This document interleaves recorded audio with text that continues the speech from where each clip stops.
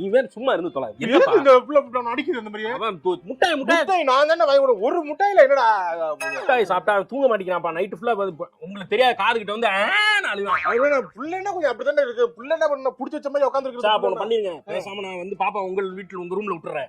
வச்சு பாத்துக்கிறோம். நாங்க பாத்துக்கிறோம். விட்டுட்டு போ. நாங்க பாத்துக்கிறோம். புள்ளைய நாங்க ரொம்ப அப்ப அழுகுறான்னு ஒரு முட்டாய் குடுக்குறக்கா. நான் சொல்றேன் முட்டாய் வாங்கி கொடுக்க. நீ போமா. நீ வந்து நீ தெரியும் உன் பொண்டாட்டிக்கு மாதிரி உன் முன்னாடி என்ன அடிக்க முடியலன்னு அந்த புள்ளைய வச்சு அடிக்கிறா. அது புள்ளைய ஐயமா அடிக்காத மணி மூலம் நீ பாத்துக்கிறா. நான் வந்து என் பேரம்மல கைய வச்சா நான் பொறுக்க மாட்டேன். நான் சொல்றேன் பாருங்க.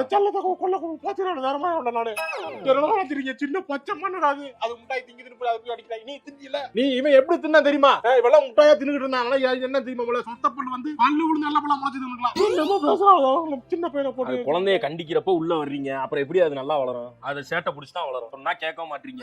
வீட்டுல உட்காந்து டார்ச்சர் பண்றீங்க. புள்ள நாங்க வளர்க்கலையா?